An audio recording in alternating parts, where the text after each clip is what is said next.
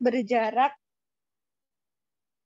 2-3 meter kalau dari ruang yang administrasi. Kalau dari tempat tinggal kurang lebih berjarak 1 meter ya, dekat sekali dengan teras. Oke, kita masuk ya. Assalamualaikum. Mohon izin Bapak. Mohon izin saya shoot ya, nggak kelihatan kok mukanya ya. Oke adik-adik, ini saya ada di ruang tindakan.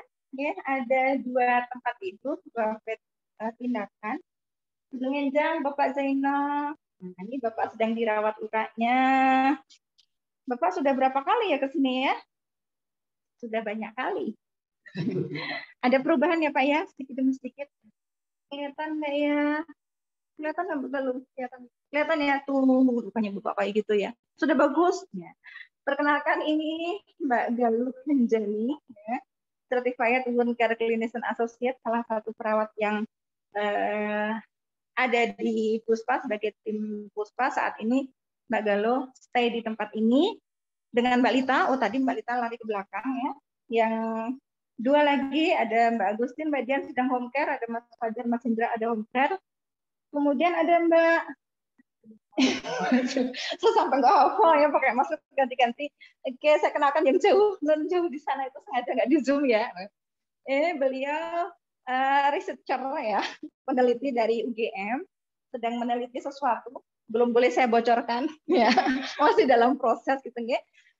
Jadi adik-adik selain kami merawat luka, stoma di sini juga ada kalanya digunakan sebagai penelitian dari universitas mana, dari stikers mana, begitu dari akper mana.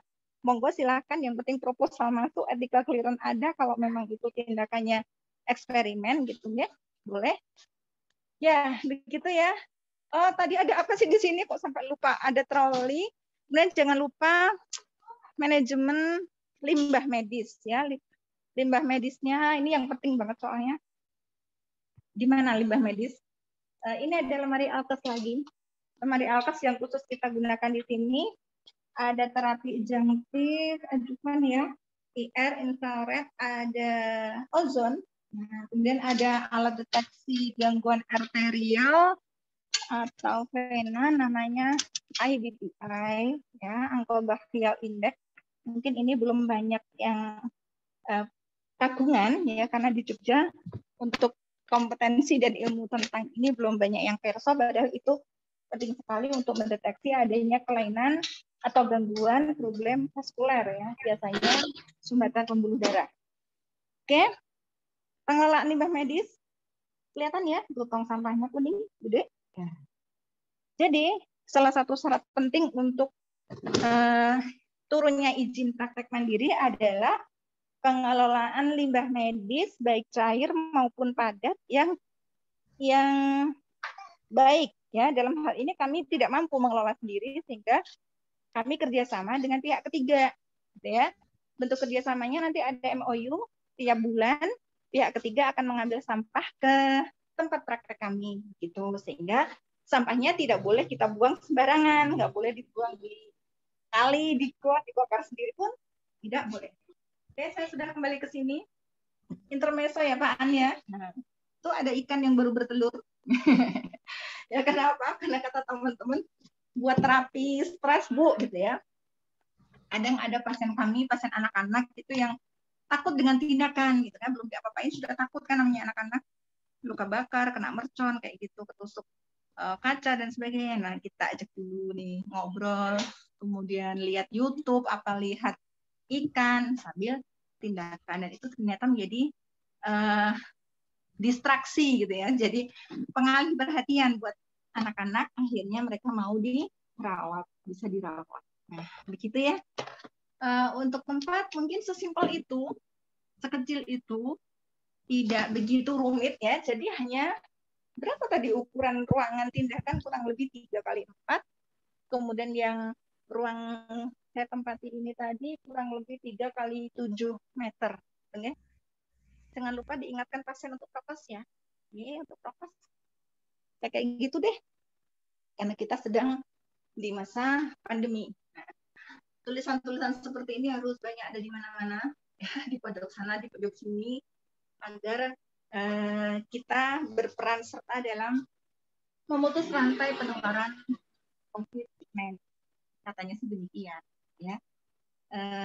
Baik, jadi kalau secara fisik hanya saya bilang hanya seperti itu untuk secara fisiknya, tidak ada yang begitu istimewa. Hanya kebetulan seperti yang Pak An sampaikan tadi, kebetulan kami yang mengawali memang praktek mandiri perawat di Jogja. Dan kalaulah saat ini saya full ada di sini, bukan berarti saya mau Pak An, saya amini aja doa seperti itu ya, semua orang yang bilang gitu saya amin gitu. Bukan berarti saya sudah sukses di sini, enggak, karena kata sukses itu relatif ya buat semua orang.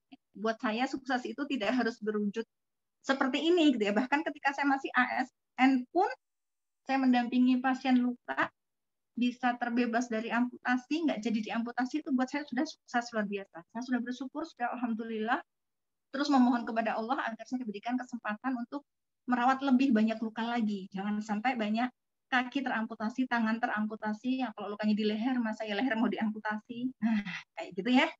Baik. Bagaimana tentang materi, jadi mohon izin ini karena sepertinya kok koneksi WiFi yang bermasalah ya, padahal belum jatahnya di off kan ya. Ini saya akan coba untuk memberikan gambaran sedikit melalui slide dari tayangan di sini ya. Semoga bisa tampak. Sebentar. Mana ya? Sebentar.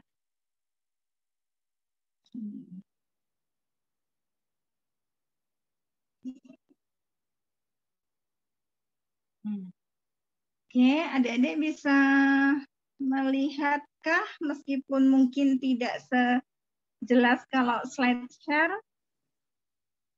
Bisa ya, tampak nggih? Bisa, Ya. Bu. Oke. Ya, saya coba ya.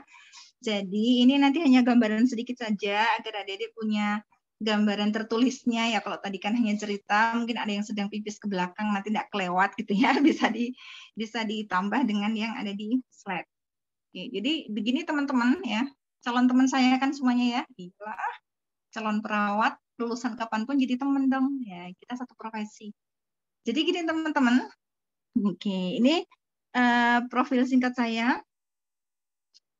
Di mana saat itu saya lulus dari D3 tahun 97, kemudian langsung masuk ke Sarjito di ICU sampai tahun 98.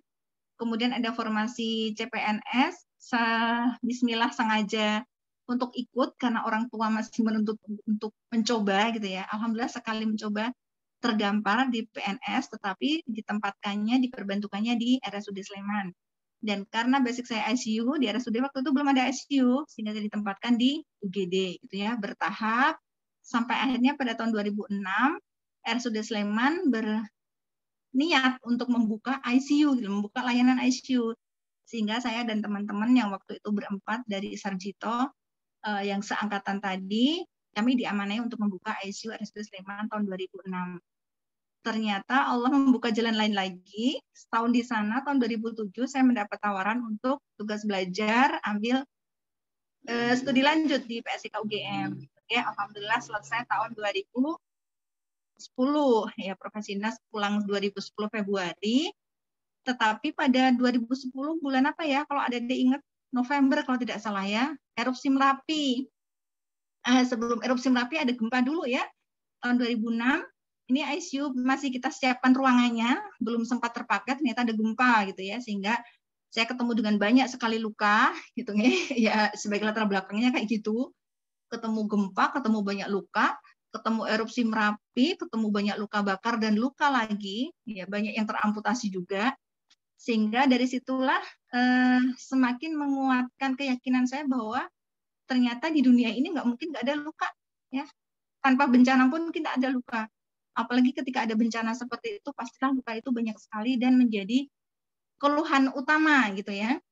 Orang kecelakaan di jalan yang dikeluhkan apanya? Lukanya, lecetnya. Kadang orang nggak berpikir gimana sih cedera kepala gitu ya kalau orang awam mungkin. yang dibilangin ini kaki saya patah, ini kaki saya berdarah gitu kan. Padahal kepalanya tadi kebentur, nggak pakai helm, tapi dia enjoy aja jalan-jalan. Padahal harusnya bed rest. Orang akan lebih mengeluhkan apa yang nampak di luar sebagai trauma, akibat dari trauma itu ya. Salah satunya yang jelas sekali adalah luka gitu. Ya. Kemudian, nah akhirnya perjalanan nasib ya memperjalankan saya sampai ke dinas kesehatan, ke puskesmas terakhir. Nah ternyata di sini Allah memberikan satu apa ya istilahnya satu pilihan ya, di mana di usia saya yang sudah tidak muda lagi, sudah 43 tahun waktu itu, tahu-tahu saya dinyatakan positif garis 2 gitu ya. Artinya tambah momongan, padahal jarak dengan kakaknya udah 11 tahun. Nah disitulah saya mempertimbangkan karir sudah 20 tahun lebih di PNS, praktek di rumah, alhamdulillah pasien ada terus, kok ini malah hamil lagi gitu ya. Akhirnya rembukan keluarga besar kami memutuskan untuk fokus keluarga dan pasien di rumah. Artinya formasi PNS silakan diisi oleh adik-adik yang lebih baru, lebih fresh gitu ya, lebih longgar baik waktu dan pikirannya, bisa lebih fokus untuk membaikkan bangsa ya dengan seragam Polri-nya gitu ya. Sehingga saya pamit dari pegawai negeri pada tahun 2019. Kelihatan nggih? Oh, mana sih hilang ya? Enggak. Ya, oke. Oke, jadi begitu perjalanannya. Kemudian untuk Puspa sendiri, kami mulai tahun 2013. Persyaratannya sebenarnya tidak banyak ya. Untuk saat ini profil Puspa kurang lebihnya seperti ini. Jadi ada nesnya, ada eskep nes yang nunggu wisuda, nunggu sumpah gitu ya, eskep nunggu sumpah, sudah selesai profesi, tunggu sumpah, kemudian ada yang D3. Untuk pasien kurang lebihnya seperti ini gambarannya, jadi lebih banyak yang home care gitu ya, karena memang masa pandemi, apalagi pasien takut ke rumah sakit, pasien takut ke fasiankes manapun, akhirnya mereka milih mendatangkan perawat untuk merawat anggota keluarganya yang di rumah. Ini ya tadi ya penampakan dari depan.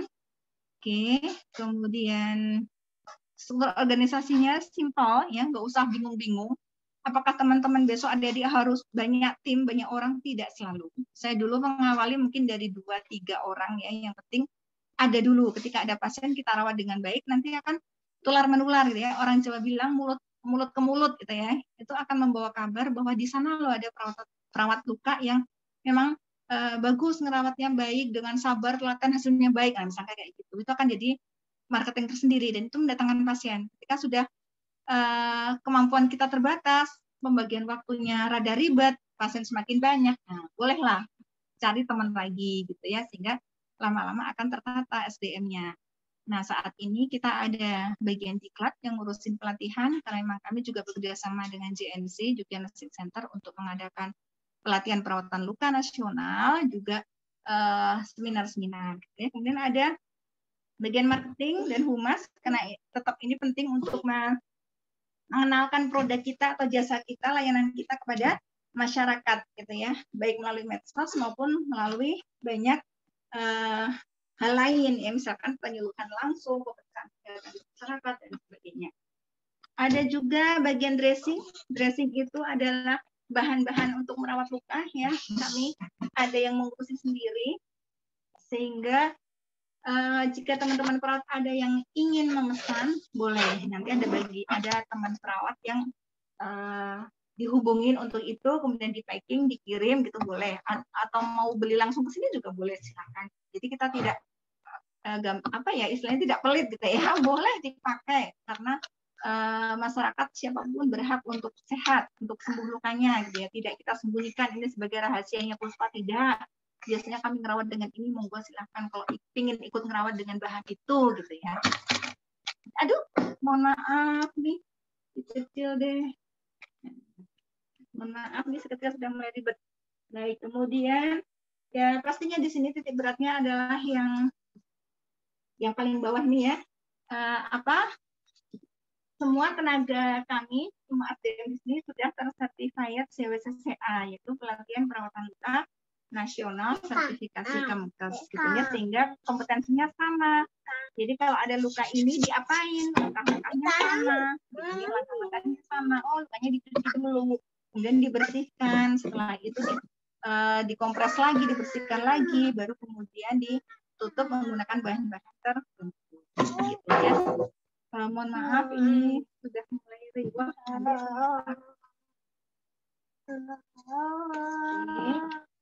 Jadi untuk konsep dan wawasannya sebenarnya tidak banyak ya. Saya hanya mengikuti beberapa perkembangan aja, di mana saat ini sudah ada banyak bidang yang di entrepreneurkan gitu ya.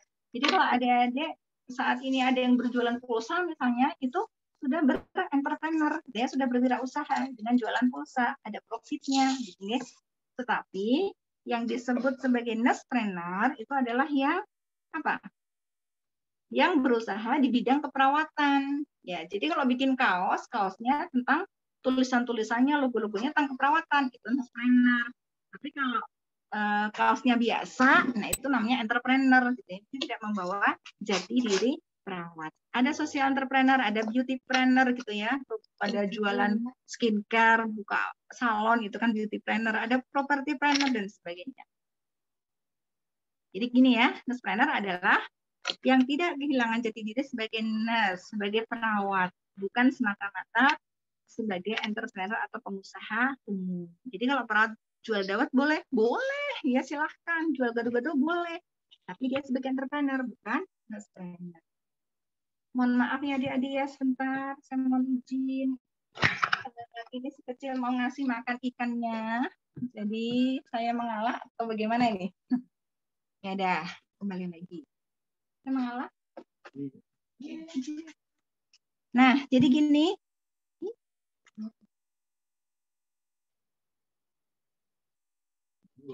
Waalaikumsalam warahmatullahi. Oh, bapaknya, bapak udah selesai kita rawat. Ngatos-atos ya Pak. Naik motor sendiri tuh bapak. Baik, jadi kita lanjutkan. Kelihatan ya. Oke. Ini slide-nya tuh. Lukanya seperti itu, ya. Awalnya sudah hitam, kuning. Dokter sudah putus asa, non sewu nggih. Nah, Pak dokter bedah, spesialis bedah sudah mau memotong setengah betis. Karena bapaknya tulang punggung keluarga, beliau bertahan. Akhirnya kami rawat secara home care. Non sewu, ini rumahnya juga belum dilepo, bawah masih tanah, lantainya belum keramik, belum tegel gitu ya, belum semen, benar-benar masih tanah. Dengan kesederhanaan seperti itu, dengan kondisi seperti itu, kami harus merawat luka selebar ini, seluas ini, melawan infeksi, menjaga tidak infeksi berulang dan sebagainya, support nutrisi pas-pasan. Alhamdulillah luka membaik, dan membaik. Kelihatan? Mana. Ya, kelihatan ya. Kecil-kecil kelihatan. Oke. Kayak gitu ya lukanya. Nah, itu situasi kami home care di rumah pasien. Ada juga nih lukanya CA mata, basalioma mata. Kalau mata seperti ini, apakah juga harus diamputasi? Tidak ya. Pasien sama sekali tidak perlu ke rumah sakit. Karena ketika kami konsulkan, saya konsulkan ke 3 dokter mata, semua kondisinya sama, bola mata harus dicongkel ya. Tetapi beliau tidak kerasa, hanya kami rawat pelan-pelan, sempat membaik. Ya, mana sih gambarnya? Nah itu dari kayak gitu, kemudian bisa membaik-baik mengecil. Ya, cuma karena memang beliau sudah ketemu kami sudah 10 tahun dengan kondisi CA mata, jadi memang perjalanan kankernya yang sudah tidak terkendali, akhirnya beliau dipanggil Tuhan dengan keadaan luka yang sebenarnya terawat. Ya, lukanya sudah semakin baik, tapi karena CA-nya. Kasus-kasus banyak seperti ini, adik-adik. Nah, ini sama. Sudah 3 kali divonis amputasi oleh dokter. Semoga kelihatan ya. Nanti materinya bisa saya share ke Pak Aan, biar diteruskan ke adik-adik. Jika diperlukan, ya. Bisa dilihat, dicermati sambil tiduran leyehan di kamar kosnya masing-masing. Nah, ini Bapak awalnya juga demikian. Sudah mau diamputasi, kemudian sudah sempat rawat inap sepsis ya di ICU beberapa lama, sebulan lebih. Alhamdulillah sudah bisa naik motor sendiri, bisa ngantor sendiri. kita doakan semoga Bapak tuntas karena hari ini sepertinya masuk rumah sakit lagi. Kemarin ada perburukan karena gulanya tiba-tiba tinggi lagi. Karena kadang-kala seperti itu. Luka sudah membaik, tapi gulanya uncontrol gitu ya, unstable akhirnya luka memburuk lagi. Untuk sistem regulasi di sini perlu saya sampaikan biar adik-adik ada gambaran. Sering pertanyaannya gimana sih untuk memulai praktek mandiri, ya? Tidak ribet ya, hanya butuh STR ya, surat keterangan registrasi, surat tanda registrasi ya, STR.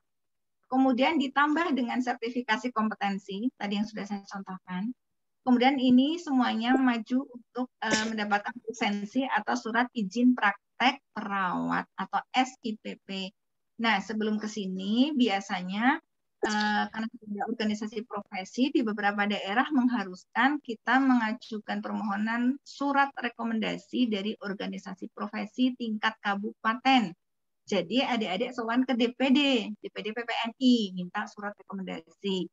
Kalau di Sleman, alhamdulillah sudah dimudahkan. Jadi sekarang yang visitasi ke calon tempat praktek bukan lagi bagian perizinan Dinkes, tetapi cukup dari DPD PPNI tadi. Jadi DPD PPNI kerjasama dengan Dinkes, ketika DPD sudah mengizinkan atau memberikan surat rekomendasi, gitu nggih, gampangannya, nanti Dinkes tinggal mengeluarkan SIPP. Tidak perlu Dinkes meninjau ulang, visitasi ulang, gitu ya. Kalau dulu awal ketika saya mengajukan 2 kali, ya tahun 2013, kemudian diperpanjang 2015 apa ya kalau nggak salah. Nah itu saya masih divisit oleh Dinkes karena waktu itu PPNI belum kerjasama. Yang datang siapa? Ya Padang Dokter, Bidan, SKM gitu ya, Kesehatan Masyarakat.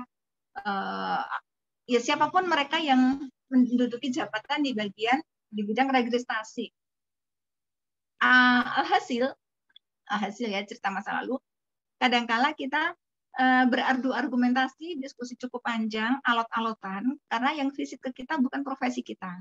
Gitu ya. Akhirnya dari situ kami menelaah, kami di DPD memutuskan untuk ngelobi ke Dinkes gimana kalau yang visit biar sesama profesi dulu gitu. Alhamdulillah sudah di ACC. Untuk Jogja seperti itu, Bantul juga iya, jadi sudah lebih mudah. Semoga di daerah lain pun demikian.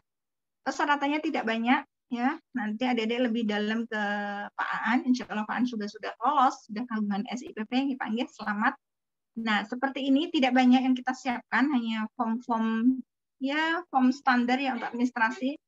Tapi pastikan ada SOP, ya SOP, standar operasional prosedur, tindakan apa yang kita lakukan di sini, ada SOP-nya, kemudian pola tarif atau unit cost tadi. Jadi kalau pasien luka seperti ini tarifnya berapa sih gitu. Itu bagian perizinan Dinkes atau dinas perizinan, ada yang dinas perizinan ya tidak selalu Dinkes yang mengeluarkan izin.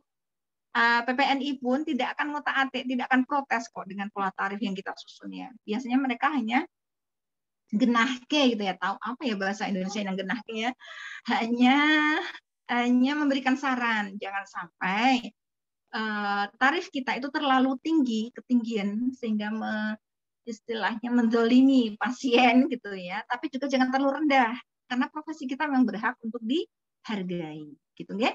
Kemudian ada form ASKA, buku-buku administrasi dan lain.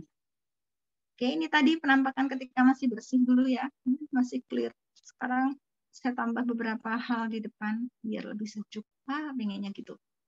Baik, jadi teman-teman ketika ada ingin berpraktek mandiri, pastikan kita mengelola, kita mempunyai 3 komponen vital ini ya. Perawat, bisa diri kita, bisa dengan tim. Ya. Kalau saya, karena waktu itu nyambi banyak hal, multitaskingnya sudah keterlaluan gitu ya, sebagai ibu rumah tangga, sebagai ibu dari anak yang masih kecil-kecil dan banyak gitu ya, dan banyak sebagai perawat pelaksana di rumah sakit, sebagai ini itu di sana dan sebagainya, saya nggak mungkin melayani pasien sendirian, apalagi yang home care lebih banyak, sehingga waktu saya akan kehabisan, sehingga saya ngajak teman, ya. Awalnya waktu itu kami berlima, kemudian saat ini insya Allah 7-8 dengan suami, meskipun Pak suami kadang hanya nganter-nganter, ya lumayan lah, alhamdulillah gitu ya, dan nyariin pasien pastinya. Gitu. Kemudian komponen yang kedua adalah pasien. Ya, kalau ada perawat nggak ada pasien sama aja, kita bengong gitu ya. Awal-awal Puspa berdiri begitu. Jadi kadang-kala sehari kita duduk di sini nggak ada pasien yang datang, gitu ya.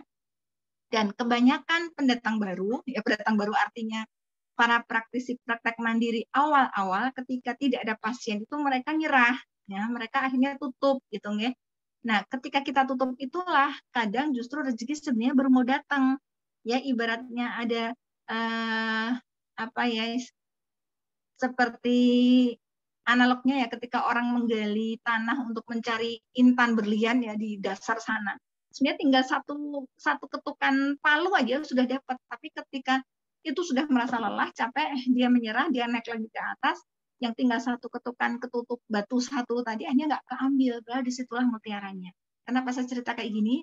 Banyak kejadian teman-teman ketika buka usaha praktek mandiri 2-3 bulan pertama belum ada pasien atau hanya 1-2 dan mereka menghitung untung rugi kok rugi gitu ya. Kenapa rugi? Karena sewa ruko, karena bayar listrik, bayar air. Mereka hanya nyerah tutup ya. Ada seorang kawan seperti itu akhirnya masyarakat yang datang di saat dia sudah pasang legal tutup itu kecewa. Loh kok tutup gitu kan? Padahal masyarakat sudah mulai melirik karena mereka kemarin baru lewat, baru lihat papan nama, baru nyatat nomor HP. Hari berikutnya dia datang, kok tutup, kok nggak ada yang jaga, kok malah sepi, benar-benar sudah nggak melayani apa misalkan kayak itu. Hanya mereka kecewa dan kabar itu tersebar lagi, sana tutup loh, nggak buka lagi. Nah, begitu ya. Jadi jangan menyerah ketika di awal-awal perawat ini ya, SDM-nya ada, perawatnya belum ada. Pasiennya belum ada, gitu ya. Tetapi ketika situasi seperti itu Anda bertahan, adik-adik bertahan dan berusaha mendapatkan pasien. Nah, di situ berusaha mendapatkan pasien ini yang harus diuplek-uplek di sini ya. Harus digenjot, butuh effort, butuh kerja luar biasa baik pikiran, hati dan fisik bahkan ya untuk cari pasien. Caranya gimana? Zaman sekarang sudah tidak perlu ribet-ribet kayak dulu. Kalau dulu kami sempat cetak brosurnya disebar. Sebarnya lewat mana? Karena saya malu, nggak punya waktu juga. Saya pemalu ya orangnya ya aslinya ya. Diketawain tuh sama Lita Wagalah. Saya sisipkan itu brosur ke tukang koran. Jadi saya minta tolong, Bapak titip ya, ini saya ada brosur 1000 lembar. Tolong dimasukkan ke setiap lembar koran yang Bapak antar ke manapun gitu ya. Bapak koran kita kasih uang transport, uang rokok. Seneng banget itu Bapak koran. Jadi kita tidak perlu capek-capek kepanasan muter dusun keliling kampung ya istilahnya. Cukuplah kita nitip ke Bapak koran, brosur kita sudah tersebar sampai mana-mana, terutama perumahan-perumahan. Kenapa? Karena kalau orang berlangganan koran itu zaman dulu ya, kalau sekarang mungkin koran sudah mulai berkurang. Orang berlangganan koran itu zaman dulu sudah bisa dikatakan kalangan menengah ke atas. Kan gitu. Nah, itu sasarannya. Dan alhamdulillah itu mendatangkan hasil. Belum lagi nanti kita cetak kartu nama dan sebagainya. Kalau zaman sekarang, ya, tahu sendirilah adik-adik ya, cari pasien bisa dengan medsos. Main medsos aja, pegang IG, pegang WhatsApp, jangan untuk nge-game terus ya, untuk cari pasien. Kemudian komponen vital lainnya keuangan. Keuangan ini bisa artinya uang yang kita jadikan modal, bisa juga uang yang kita dapat. Ya. Kalau di awal-awal dulu, jujur, karena Puspa belum ada apa-apa, kami iuran. Ya, jadi kami waktu itu bertujuh, itu iuran. Kita sepakati waktu itu hanya 300.000 per orang. Jadi 7 orang dapat 2.100.000 gitu ya. Kemudian kita belikan alat sterilisator, kita belikan bed tempat tindakan, cuma 1 waktu itu. Yang penting berdiri dulu, yang penting ada dulu. Okay? Selebihnya mungkin ngutang nggak apa-apa. Asalkan perhitungan utang itu bisa dipertanggungjawabkan, bisa mengembalikan. Bisa pinjam ke orang tua, bisa pinjam ke saudara, jadi hutang yang lunak gitu ya, tidak terjerat oleh riba gitu kalau kita yang muslim. Nah, mengelola SDM ini juga diperhitungkan sekali bagaimana jumlahnya, apakah cukup atau bahkan tidak sesuai. Tidak sesuai itu bisa kurang, bisa lebih. Apakah pernah overload SDM? Pernah. Puspa pernah kelebihan SDM ya, artinya tidak sebanding dengan jumlah pasien yang kami kelola.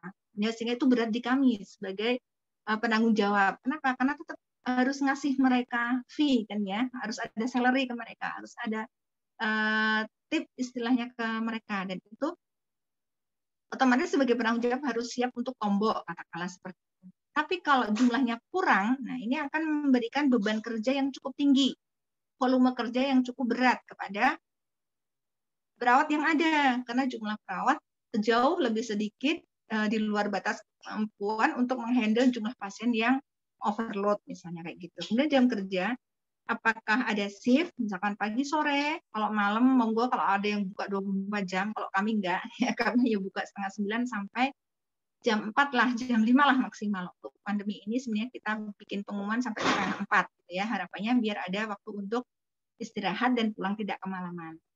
Nah, boleh di shift, boleh juga tidak, boleh dirotasi. Rotasi itu perputaran ya, misalkan diganti antara perawat yang jaga di tempat praktek dengan perawat yang home care.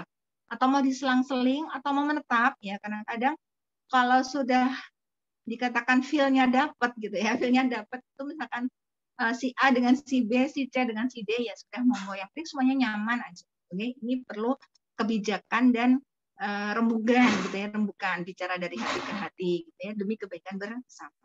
Status kesehatan, pastikan perawatnya sehat.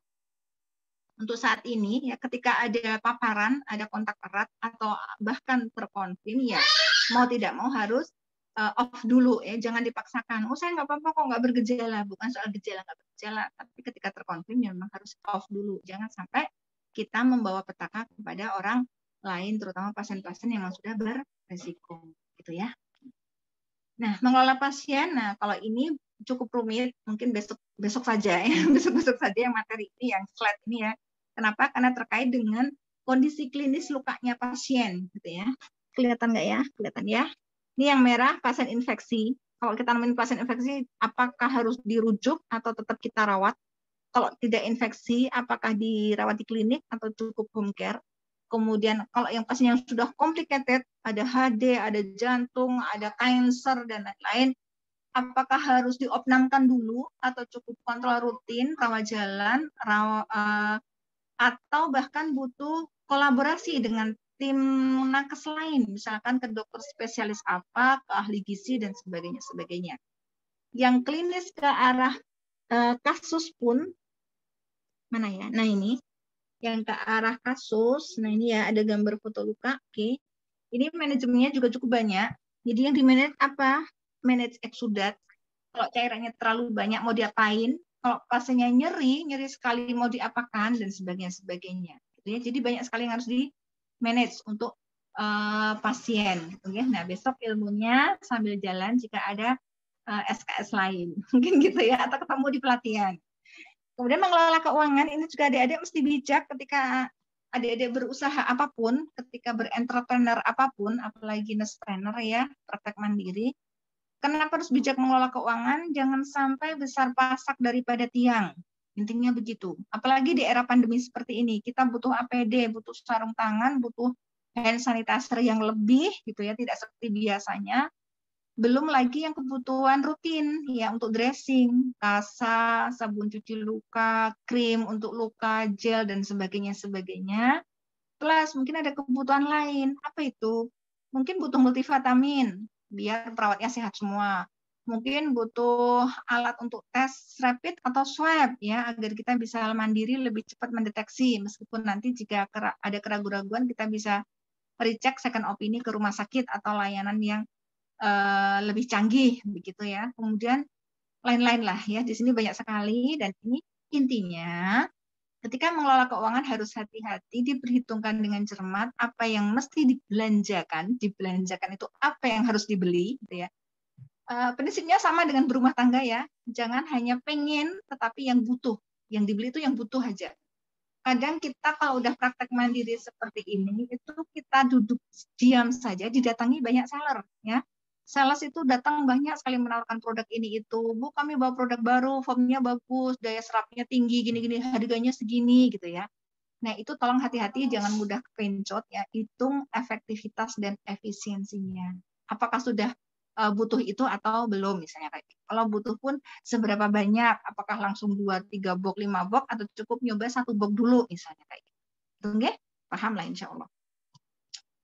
Nah, ternyata untuk sukses menjadi seorang nurse-preneur tidak semudah membalikan telapak tangan, tapi benar-benar dibutuhkan apa? Kedisiplinan, komitmen. Jujur itu penting ya. Jujur dengan siapa? Dengan diri sendiri terutama. Jujurnya gimana? aku senang nggak sih di bidang ini gitu ya, aku passion nggak tuh di sini. Kalau enggak ya jangan dipaksakan. Lihat luka mau pingsan, mau muntah ya jangan dipaksakan. Mungkin lihat bayi aja yang lucu-lucu, pijet bayi misalnya kayak gitu. Oh nggak apa-apa Bu, saya menganggap itu tantangan kok misalkan. Saya senang dengan tantangan. Meskipun kemarin saya pingsan, saya akan mencoba lagi. Saya pengen lihat luka lagi. Saya pengen megang luka lagi misalkan. Boleh silakan. Pengen jujur dengan diri sendiri. Analisa SWOT-nya jalan. Gitu ya. Oke. Kemudian jujur dengan sesama rekan. Ini juga penting sekali. Jujur dengan sesama rekan, jujur dengan atasan, kalau punya atasan gitu ya. Kalau di sini kami menganggap semuanya saudara, semua sama ya. Jadi perilaku jujur ini akan membawa kemujuran, bukan kehancuran. Insya Allah demikian ya. Kalau kita diajari nilai-nilai yang baik, norma-norma yang baik, pasti begitu. Jujur itu memegang nilai penting. Kami pernah punya karyawan yang di depan baik, manis, kita jujur ya, di depan ya, bilangnya jujur gitu. Tapi ketika kita kasih amanah, ternyata sering hilang gitu ya. Kita titipin ini, tahu-tahu notanya nggak ada. Kita titipin ini, tahu-tahu bilangnya uangnya 1 amplop nggak tahu jatuh kemana gitu. Nah, ya udah, kita nggak mencurigai enggak. Tapi ketika tidak bisa memberikan penjelasan yang jelas, yang logis gitu ya, oke lah. Nilai kejujuran kita kasih minus. Nah, dan itu ya butuh kemudian kreativitas dan inovasi. Kenapa? Karena sama-sama jualan lombok. Sebelah kita jualan lombok, belakang kita jualan lombok. Gimana agar kita dagangan lombok kita laku, gitu kan? Itu butuh kreativitas dan inovasi. Ketika suatu saat nanti, entah di tahun berapa, adik-adik misalkan membuka praktek mandiri, kok sudah banyak. Di satu kabupaten kok sudah 50 yang praktek, gitu kan. Tetap jangan mundur, ya. Tetapi lihat peluang, bikin inovasi dan kreativitas yang tidak dimiliki oleh tempat praktek lain.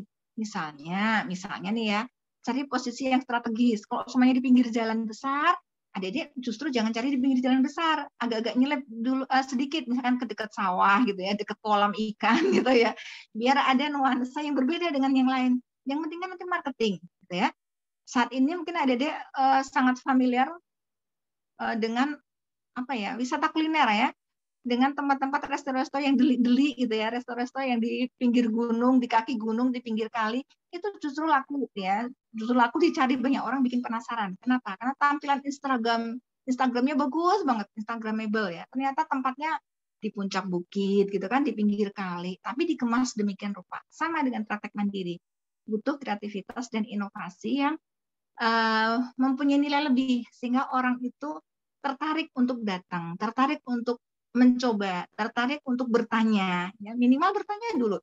Kadang saya kalau pegang akunnya IG Gria Puspa ya, boleh ada dicek ya, Gria Puspa Jogja ID. Kadang-kala pada DM itu cuma tanya aja, bisa nggak Kak kalau luka kayak gini dirawat di situ? Biasanya kayak gitu, padahal di situ sudah kita sampaikan bahwa kami merawat luka kronis, luka akut, luka bakar, luka kecelakaan, luka kanker misalnya. Tapi ada saja yang tanyanya seperti luka kayak gini bisa nggak gitu ya. Jadi kalau kita bisa menampilkan sesuatu yang meyakinkan calon customer, itu insya Allah akan closing gitu ya. Akan closing itu akan deal gitu ya, sehingga mereka akan tertarik untuk mencoba. Kenapa? Karena sama-sama jualan lombok tadi, tapi lombok kita dikemas cantik, bersih, rapi, penjualnya cakep, ganteng gitu ya. Pasti orang tertarik lah gitu ya, daripada yang mohon maaf lomboknya kelihatan dicampur antara yang bagus dengan yang busuk, ada uletnya. Nah, orang mesti kayak gitu kan. Oke. Kemudian dibutuhkan juga kemandirian. Ya, non sewu ya, kalau yang masih tipe-tipe princess gitu ya, tipe-tipe manja, ya mohon maaf. Ini akan kalah sebelum berperang. Kenapa? Karena tantangannya memang luar biasa. Dibutuhkan orang-orang pribadi-pribadi yang mandiri, tidak mudah tergantung, jangan sampai ya kita menjadi beban jadi beban teman kita gitu ya. Jangan kita jadi beban orang lain. Kenapa? Misalnya nih, kalau harus home care minimal bisa naik motor. Saya nggak bisa, Bu, saya bisanya bonceng. Nah, misalnya kayak gitu kan berarti dia tergantung sama orang lain. Ya mohon maaf, karena layanan kita melayani home care tidak hanya stay di tempat praktek, ya yang belum bisa naik motor, belajar naik motor dulu. Misalnya kayak gitu ya. Yes, adik-adik bisa mencermati sendirilah seperti itu ya.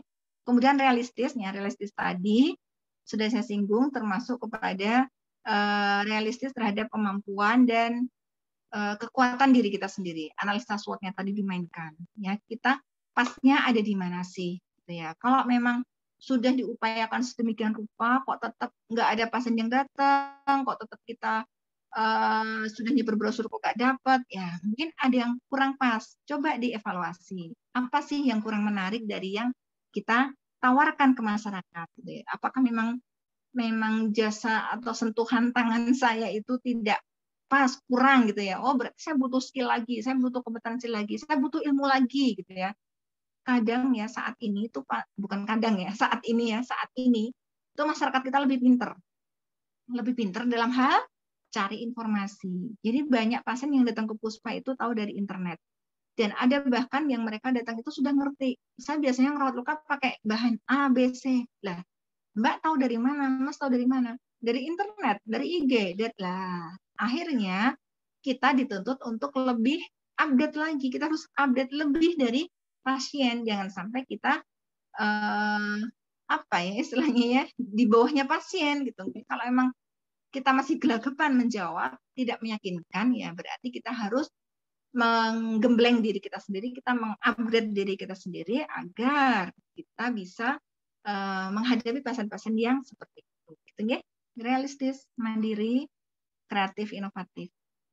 Untuk wirausaha keperawatan sebenarnya tidak banyak ya. Skemanya hanya kayak gini, jadi butuh modal itu pasti. Modalnya kalau saya sih dulu niat, nekat, tekad. Nekatnya itu terakhir ya. Niat, tekad, kemudian nekat. Ya, modalnya itu. Modalnya uang tadi saya sudah cerita. Dulu kami iuran bersama ya satu kelompok ya katakanlah satu tim itu kami dulu bertujuh ya udah iuran dulu karena belum punya. Sama hutang lunak tadi saya berhutang ke saudara yang tidak memberikan bunga misalkan kayak gitu ya nggak apa-apa boleh silahkan. Hutang ke orang tua juga boleh kalau orang tua masih ada dan kersa support boleh Bapak Ibu Mama Papa saya pinjam ya 10 juta buat bikin tempat praktek mohon doanya semoga besok laris. Ketika emang sudah ada kembalikan baik-baik ya atau aja Bapak Ibu umroh gitu ya pasti senang buat muslim gitu ya.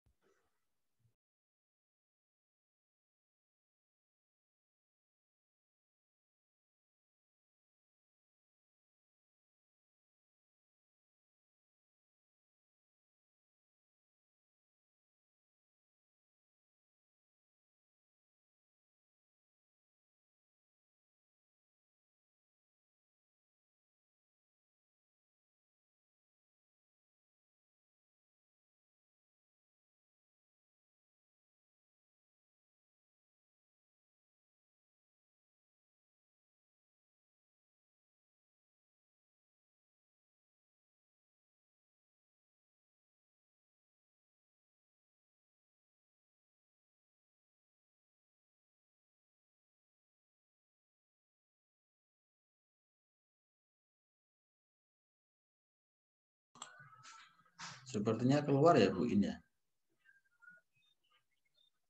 Sepertinya iya Pak An.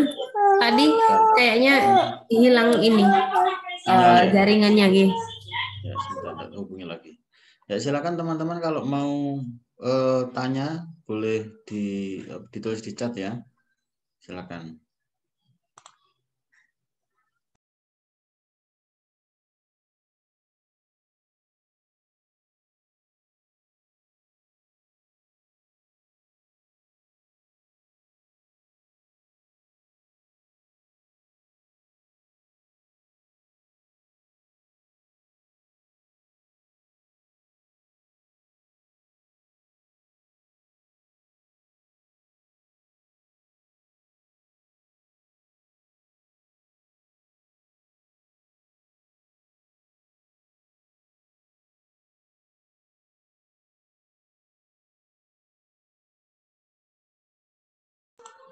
Mungkin HP-nya juga ini mati, mungkin baterainya habis kali ya.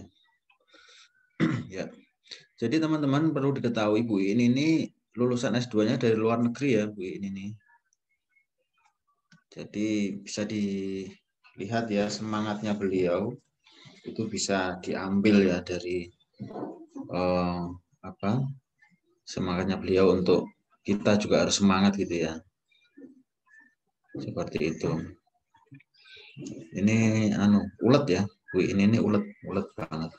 Ya, kalau biasanya tidak pandemi, beliau ini juga sering melakukan seminar-seminar ya, seminar-seminar atau pelatihan-pelatihan ya yang ada di Jogja ini. Bahkan ya kemana-mana juga ya, keluar kota juga.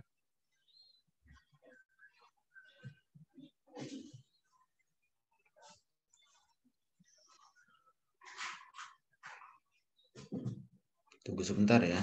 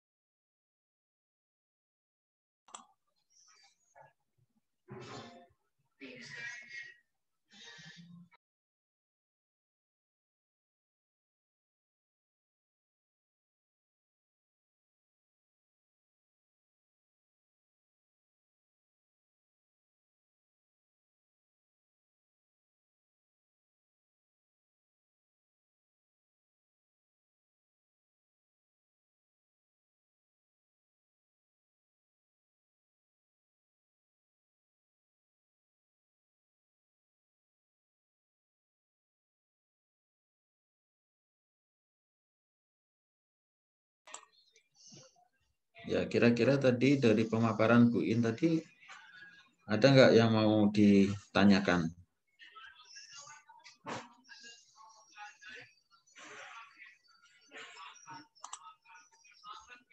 Apakah ada yang mau ditanyakan?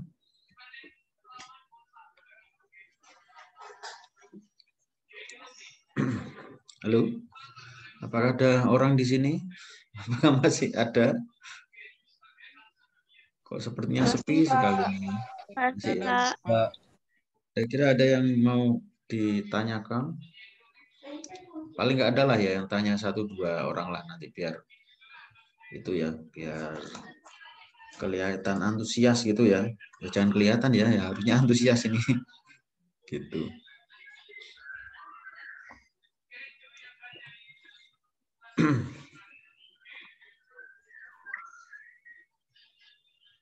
Ini masih saya hubungkan lagi, masih belum bisa ya, soalnya nggak tahu nih HP-nya apa baterainya habis atau mati listrik. Kalau mati listrik ya sebenarnya masih bisa ya HP-nya. Mungkin HP-nya habis baterainya kali ya. Bentar. Kira-kira ada yang mau minat nih praktek mandiri keperawatan?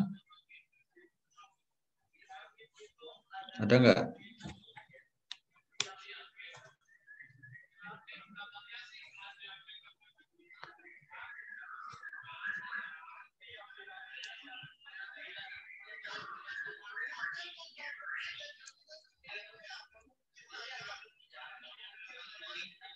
Nggak ada yang minat?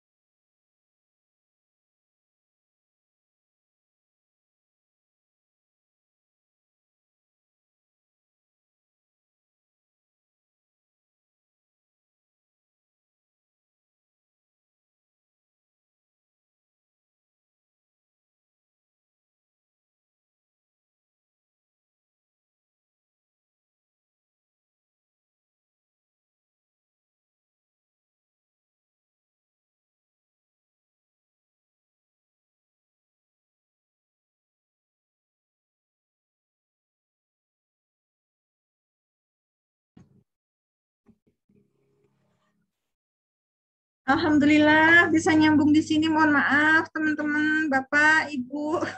Ya, silakan Bu. Iya, sempat hilang Pak. Ya Allah, sudah Iya, bisa iya. nyambung lagi. Ya, Mohon silakan. maaf. Tadi sampai mana ya? Sebentar. Tadi sampai mana? Alhamdulillah. Mohon izin untuk share screen, ya. Oke, apakah nampak? Bapak, Pak An, monitor? Ya, Sudah, sudah Bu. Bu Sudah Iin. kelihatan Bu. Alhamdulillah, Yeah. ya stabil. Nggak tahu tadi wifi kok tiba-tiba anjlok gitu, nggih. Maklum. Produk Indonesia. Non sewu, kalau boleh saya lanjutkan, masih sedikit mungkin sekitar 5 slide lagi. Tadi sampai mana ya? Sampai ini sampun sini nggih sepertinya. Ya, ini yang ini Bu, ya. Betul. Oke, ya baik. Jadi kita lanjutkan. Mohon izin adik-adik semua, Bapak, Pak Aan, Ibu admin, siapa aja ya, banyak sekali. Yes. Jadi prinsipnya ketertarikan kami untuk berpraktek mandiri sebenarnya apa ya, bukan profit gitu ya. Jadi dulu kami berpraktek mandiri itu sama sekali nggak kepikir ini tuh sebuah usaha gitu, tidak ya. Bukannya kami sok suci atau sok profesional itu, enggak ya. Justru nggak profesional itu kan memperhitungkan profit ya. Kami nggak profesional. Kenapa? Karena lebih keterpanggilan kemanusiaan aja. Saat itu saya mengampu sebuah bangsal di mana ketika ada pasien dengan luka itu dokter akan mengizinkan pulang, tapi dengan syarat ada yang merawat di rumah. Dah sesimpel itu dulu. Jadi ketika ada pasien mau pulang, dokter visit bilang kayak gitu, keluarga mengadunya ke kami, ke perawat, terutama ke kepala ruang. Bu In gimana? Ini nanti yang rawat bapak, rawat ibu, rawat Simbah siapa? Di rumah kami kerja semua, cuma sama pembantu, bla bla bla bla. Itu banyak sekali. Sehingga dari situ saya mengajak ke teman-teman tadi, CPNS baru waktu itu, masih 2 bulan mereka kerja di rumah sakit ya. Saya tanya, siapa yang pengen gabung? Yuk, saya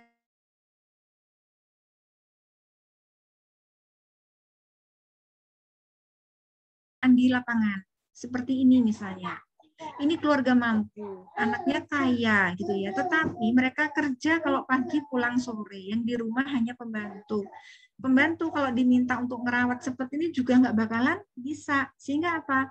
Eyang yang stroke tidurnya berbaring terus berjam-jam, berhari-hari, seminggu 2 minggu, tahu-tahu lukanya sudah dari ujung punggung atas sampai kaki semuanya. Yang kaki dempel aja semua ada luka. Dan ini banyak, nggak cuma 1-2 kali ini ya. Ini hanya sebagai contoh. Artinya di sini keluarga sudah tidak mampu merawat. Bahkan ketika keluarga ini curhat ke temannya yang dokter, dokter pun menyarankannya kemana? Cari perawat. Gitu ya. Bukannya Pak dokter, Bu dokter, oh ya ini tak rawatnya gitu. Enggak.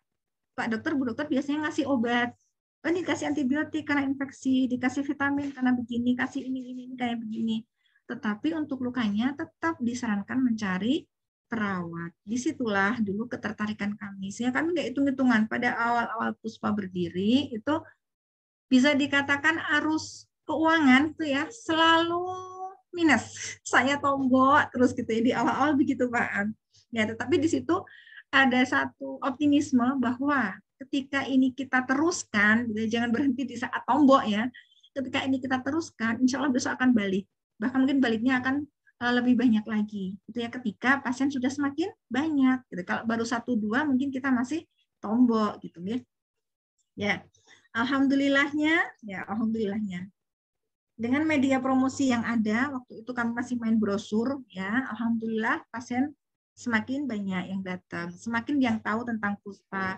Kalau ada kegiatan PKK, ada kegiatan Dasar Wisma, ada kegiatan Kampung Jalan Sehat, waktu itu belum pandemi ya, tahun-tahun 2000-an las-lasan ya.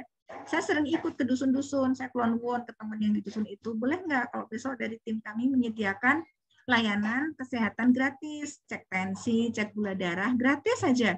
Sambil kita ikut senam, ikut jalan sehat ya. Terus penyuluhan. Nah, sambil penyuluhan itulah kita kenalkan tentang Gria Puspa. Gitu ya. Jadi zaman dulu kayak gitu. Kemudian mulai beranjak kekinian ya, kita ada bikin web gitu nih. Kita main di IG, di Facebook gitu ya. Meskipun akhirnya ini ada keteteran ya. Terus terang nggak ada admin khusus sehingga kadang kalau saya pas lego ya saya buka, kalau enggak ya mohon maaf gitu. Kadang pesennya banyak.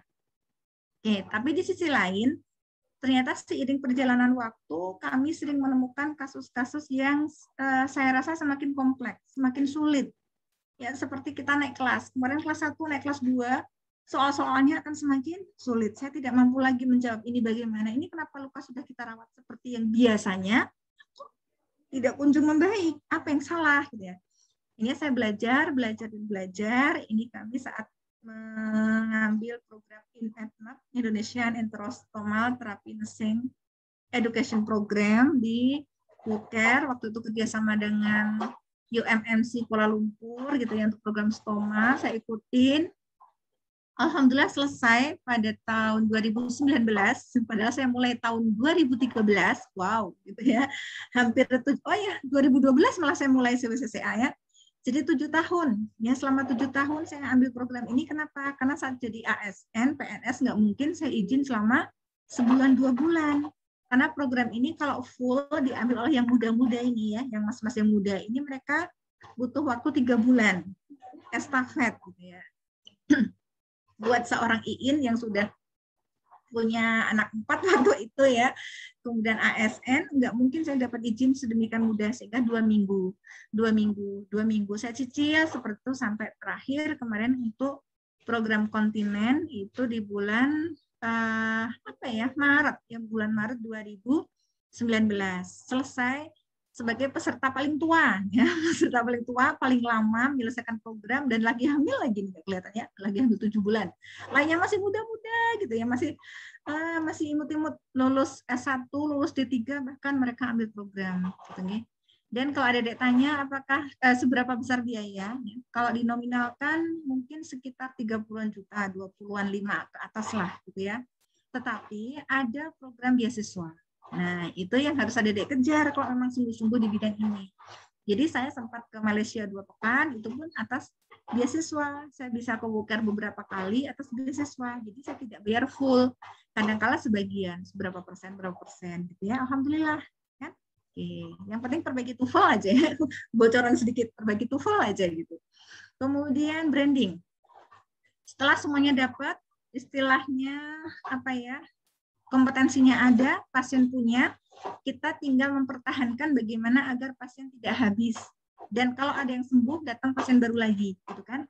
Sehingga disinilah kita butuh branding. Sehingga salah satu selain cetak brosur, cetak kartu nama, misalnya hidupin medsos, kami juga memberanikan diri untuk tampil dengan mobile home care, layanan home care dengan mobil dan motor gitu. Kalau motor kan sudah jalan ya.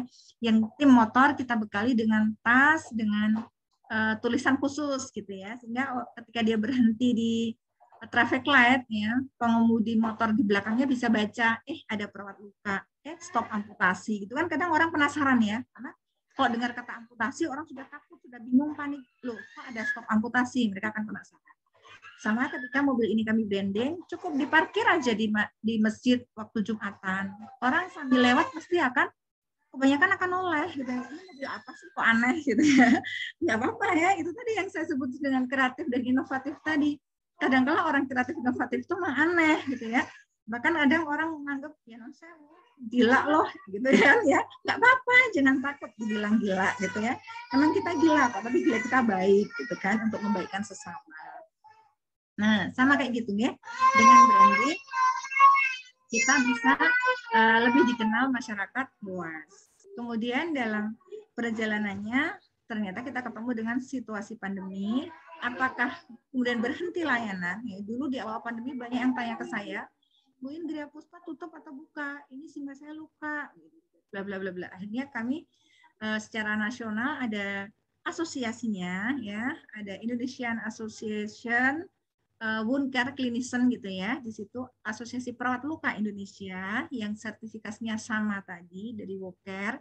Nah, di sini kita membuat protap ya, SOP tentang perawatan luka di tempat praktek, juga perawatan luka di rumah. Nah, dengan mematuhi protap-protap ini, insya Allah kita aman dan bisa tetap berlangsung, gitu ya. Kemudian, jadi ini ya, tetap merawat di masa pandemi. Nah, ini tim home care jalannya tadi tetap pakai seragam. Ya, biarin aja ya, suka-suka teman-teman tuh. Mereka lagi suka merah ya pakai merah, suka biru ya biar pakai biru. Yang penting ada identitasnya. Tasnya juga nih, tasnya ada tulisannya, ada logonya gitu ya. Sehingga itu tadi masyarakat bisa mengenal. Baik. Apakah di masa pandemi tidak mungkin sembuh? Banyak yang sembuh, alhamdulillah, gitu ya. Dah. Jadi mulai sekarang, ketika adik-adik bingung, ketika adik-adik bingung mulai dari mana, Bismillah, mulai dari niat. Kemudian kata-kata takut, kata-kata aku nggak bisa, tinggalkan itu. Aku bisa, insya Allah aku bisa. Dengan bantuan Tuhan aku bisa, gitu ya. Kalau masalah kita besar ya, hambatan kita besar, tantangan kita besar, kita punya Tuhan yang maha besar, gitu nggih? Oke. Jadi selamat datang di dunia entrepreneur. Silahkan adik-adik untuk bereksplorasi ya, kira-kira nanti mau berjualan tanda kutip apa gitu ya. Berjualan apa gitu ya. Apakah jasa konsultasi atau itu tadi layanan perawatan mandiri apa gitu ya. Atau mau praktek general pun bisa ya. Jadi mohon maaf tadi saya sempat lupa menyampaikan. Praktek mandiri ini ada dua jenis, yaitu spesialistik dan generalis. Generalis itu yang prakteknya dari ngurusin ya, mohon maaf ya, kepayang ngurusin memberikan asuhan keperawatan sejak bayi belum lahir sampai orang mau meninggal. General kan, kita punya ilmunya semua kan, ilmu merawat bayi ada, bahkan ilmu bayi di dalam kandungan ada. Konsultasi pranikah pun sebenarnya kita ada, kita mampu untuk itu ya, tinggal didalamin itu. Kita passionnya di mana, keberbinatan kita di mana. Mau semuanya dipraktekkan boleh. Cuma kalau saya bayanginnya kok ribet banget. 20 tahun saya kerja di rumah sakit, ketemu banyak penyakit, banyak kasus, banyak problem. Ya Allah, ternyata luar biasa kalau kita sudah masuk ke masalah pasien. Kadang kita ketemunya tidak hanya dengan masalah kesehatan, tapi juga dengan hal-hal yang lain. Sehingga saya mengkhususkan untuk di perawatan luka. Oke, begitu. Jadi tidak banyak ya, hanya itu yang bisa kami sampaikan. Mohon maaf atas banyak kendala tadi. Waktu mungkin kalau yang kemarin kami sepakati sampai jam 12, jadi masih ada sisa waktu sekitar 15 menit. Jika ada yang ingin ditanyakan, dipersilahkan. Saya kembalikan sementara ke Pak Aan. Monggo Pak Aan. Oke, baik. Terima kasih Bu In atas pemaparannya yang sangat luar biasa ya. Luar biasa karena terputus-putus. Iya. Baik, silakan teman-teman semua, teman-teman mahasiswa untuk menyampaikan kalau ada pertanyaan. Oh ya, ini saya mau tanya Bu In, ini mohon dibocorin sedikit ya, mungkin biar semangat. Kira-kira income ya, income ini kan entrepreneur ya. Kalau entrepreneur itu paling enggak ya, memang harus ada itunya ya Bu ya. Income dalam 1 bulan itu Bu, mungkin bisa disebutkan ancer-ancernya berapa biar nanti kita bisa tahu ya, bisa tahu dan membuat semangat gitu. Ya, terima kasih. Kalau ini yang tanya Pak Aan, dia bukan mewakili mahasiswa ini ya. Baik, jadi untuk ancer-ancernya, oh mohon maaf, ternyata saya belum rename ya, ganti perangkat. Ancer-ancernya kalau saat ini, silakan adik-adik berhitung ya, ada bolpen, ada kertas, dihitung-hitung sendiri. Katakanlah kami ada 8 staff, 8 SDM, katakan karena mereka tidak bareng masuknya, jadi kami menggunakan pola penggajian seperti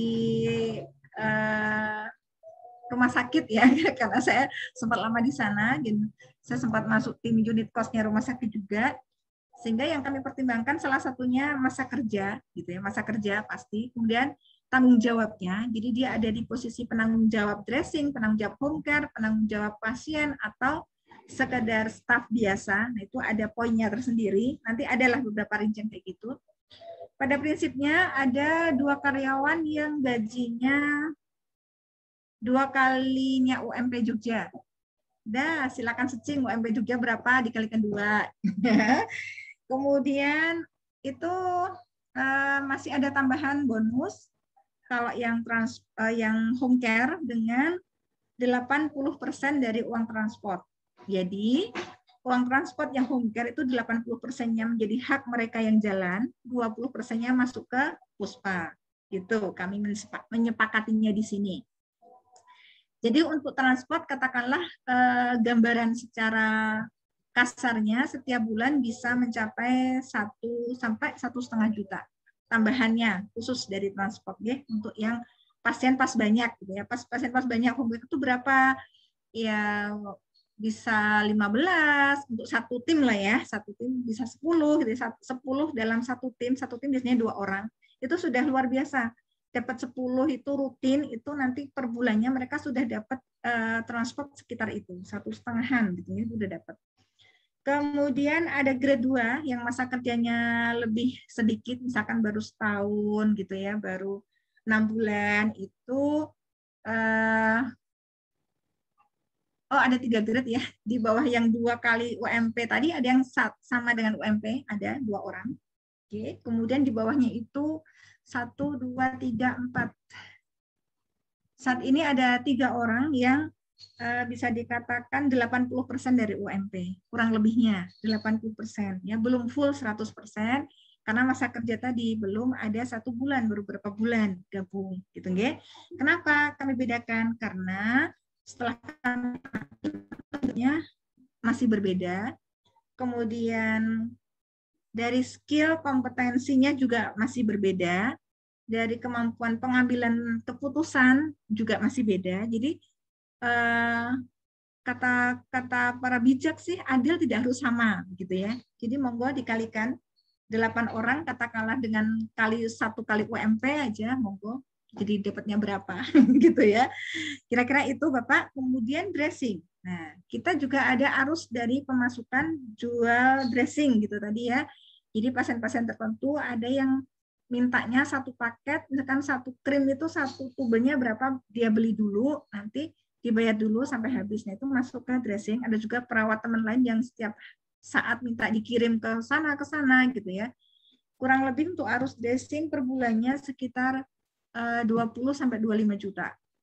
Ya, untuk profitnya dari sekitar itu ya bisa dikatakan berapa ya? Secara kasarnya 20% lah insya Allah masuk. Ya, jadi kita ngambil margin untuk jualan dressing katakanlah itu 20% dari harga yang kita dapat dari distributor. Misalnya distributor ngasih kita kasa seharga Rp100. Nah, itu akan kita naikkan menjadi 120. Nah, 20 itu jadi profit kita. Karena yang 100 besok akan kita belanjakan lagi di bulan berikutnya. Begitu nggih? Jadi kurang lebihnya berapa ya Pak ya? Jadi nggak enak ya. Karena belum banyak. Kalau udah banyak sudah enak saya ceritain gitu ya. Karena belum begitu enak ya. Jadi ya masih di zona-zona rada pahit, tapi alhamdulillah sudah stabil, sudah tidak tombok-tombok lagi. Makanya ketika Allah memberikan amanah, saya berani untuk resign dari PNS karena saya sudah tidak tombok. Itu aja sudah kami syukuri. Ya, jadi per bulan mungkin ya kira-kira sekitar 40-50 itu masuk. Oke, alhamdulillahnya segitu. Cuma itu tadi kita belanjakan lagi yang 40-50 itu ya untuk gaji karyawan, untuk operasional, untuk donasi gitu ya, untuk ya saling tutup sana sini itu tadi lah. Termasuk nyicil mobil ya. Mohon maaf tuh gambarnya mobil jadi ingat ya. Nyicil mobil ini belum lunas, entah kurang berapa bulan lagi terusannya si Bapak. Ya dulu terus terang kami ambil DP sehingga setiap bulan harus beri angsuran berapa ya? 2 juta atau 1, sekian gitu. Ya, alhamdulillah bisa rutin terbayar gitu nggih. Begitu ya Pak ya. Jadi intinya kalau tadi Pak An menjustis saya berani keluar PNS karena sudah cukup, ya saya amini, alhamdulillah. Jadi keluar PNS bukan semata-mata modal nekat gitu ya, bondo nekat itu tidak, tapi memang dengan perhitungan. Ketika saya meninggalkan PNS yang gaji per bulannya golongan 3 itu sekitar 3,5 juta katakanlah, plus tunjangan-tunjangan mungkin sekitar 5-6 juta, nah itu insya Allah tergantikan di Puspa. Ya, gitu deh kasarannya. Ya, mungkin itu Pak An, mohon maaf malu saya karena belum tus-tusan gitu ya. Kalau sudah tus-tusan saya sebut angkanya pasti saya liatin aja ya, tapi karena belum ya mohon maaf deh. Ya, baik, terima kasih. Ya. Terima kasih Bu In. Ya, teman-teman semua, ini Bu In ini memang jiwa sosialnya sangat tinggi ya, teman-teman. Karena apa? Karena saya juga pernah kemana-mana ya, mungkin ke teman praktek mandiri juga ya. Tapi tidak ada ya di lain tempat. Ya, itu teman kalau dibandingkan dengan Bu ini itu waduh sangat jauh sekali ya. Tarifnya itu sangat tinggi sekali. Kalau Bu ini aduh sangat luar biasa ini, jiwa sosialnya itu sangat tinggi, teman-teman Ya ya. Allah. Berarti saya kurang mahal narik pasien ya Pak ya? Kok gitu? Sepertinya iya, Bu. Oh gitu ya. Iya teman-teman mungkin adik-adik mahasiswa ya. Kalau adik-adik main ke sini ya seandainya ya Pak ya kemarin bisa kunjungan Ya. offline, kami akan liatin kok pola tarifnya gitu ya. Jadi boleh difoto, boleh. Mahasiswa yang ke sini biasanya tertariknya di situ Pak. Jadi mereka memfoto Ya. pola tarif yang ada di tempat kami. Kok cuma 75.000 Bu? Ya, udah modern dressing itu sudah. Alhamdulillah yang penting pasien sembuh, senang, dia bisa cerita ke orang lain mendatangkan pasien baru. Kan begitu. Gitu ya. Begitu Bapak dan adik-adik. Ya Bu, terima kasih. Ya silakan teman-teman yang mau bertanya boleh. Mumpung masih ada waktu berapa nih? 4 menit lagi. Ya. Menit. Ya. Ini sebenarnya kalau langsung datang ya di Bu Iin di prakteknya Gria Puspa itu sangat bagus sekali ya teman-teman ya. Sangat apa namanya? Ya paling nggak kita itu motivasinya itu bisa lebih tinggi ya. Besok main Pak, monggo silahkan. Adik-adik Ya. boleh kok main ke sini tapi rombongannya kecil ya. Kalau kadang nggak boleh berkerumun ya. Boleh 5 orang gitu. 10 orang juga boleh. Nanti saya bagi 5 orang ke ruang tindakan, 5 orang ke sini gitu boleh, silakan. Ya. Tapi kalau 30-an lebih memang ya Allah tempatnya, mohon maaf nanti sumpah panas banget masih kayak gini. Ya semoga tidak ada yang tanya, sudah jelas semua Bapak. Ya Bu, Ada ini kelihatannya. boleh raise hand boleh, lewat chat boleh. Mungkin ada yang mau tanya, mungkin ibu-ibu dosen juga mau bertanya. Pak ibu-ibu dosen ya jangan. Gitu ya. Pak Anilo.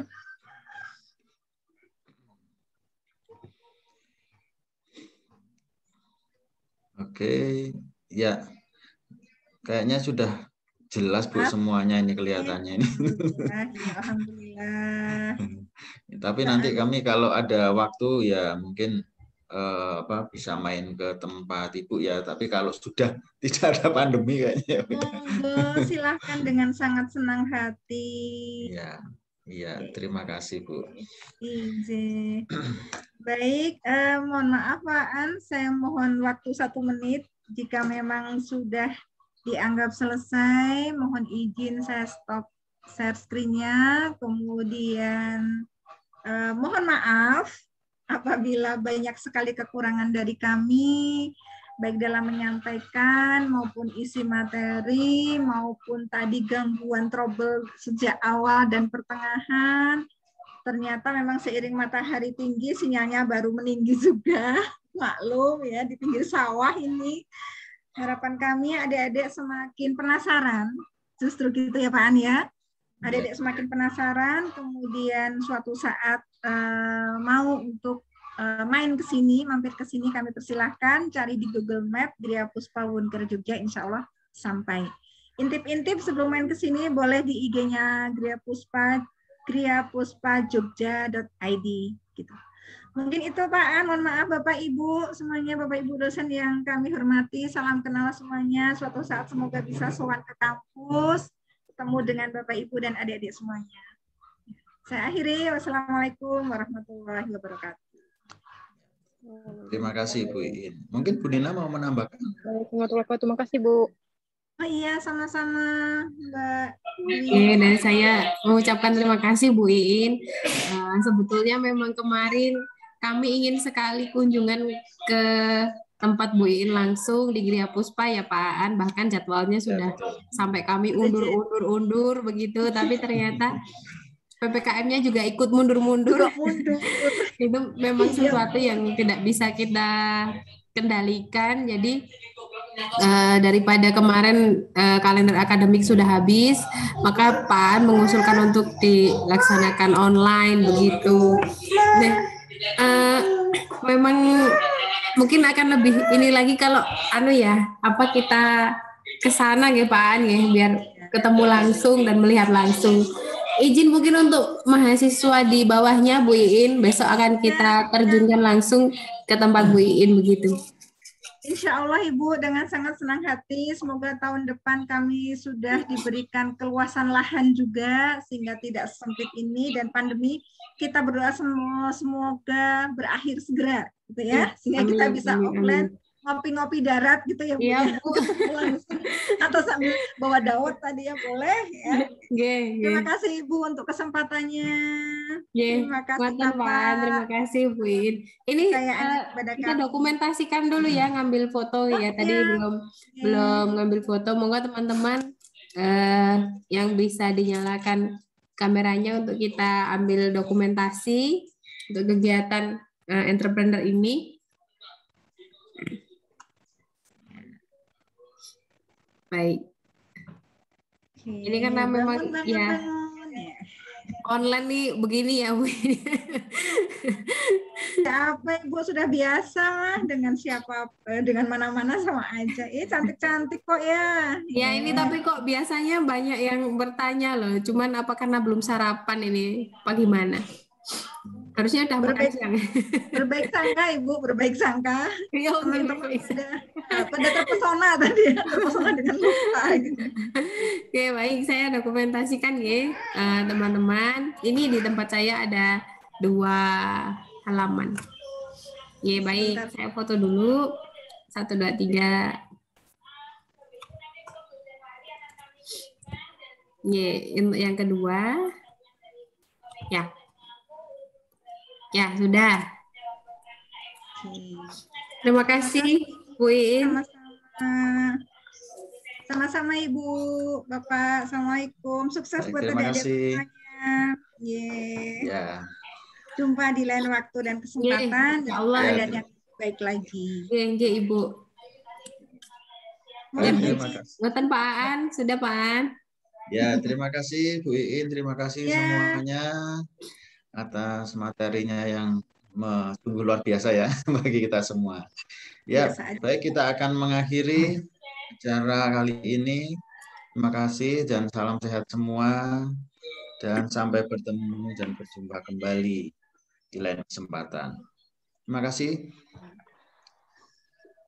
Oke, mohon izin live itu si adik juga mulai ribet sama ya Bu, kita sambil ngomong. Iya Bu, ini dari tadi mau ikut-ikut terus ini. Mau ikut. Matur nuwun. Matur nuwun, sukses Bu Iin, sehat selalu. Oke. Jadi kita akhirin ya Pak Angge atau Bu Erika? Mau nanti ada link lagi untuk K10 atau gimana? Nanti mungkin ada link baru saja Bu Nina. Oh iya, baik. Kita akhiri dulu ya. Nanti kita link baru jam 1 mungkin ya. Terima kasih. Baik. Kembali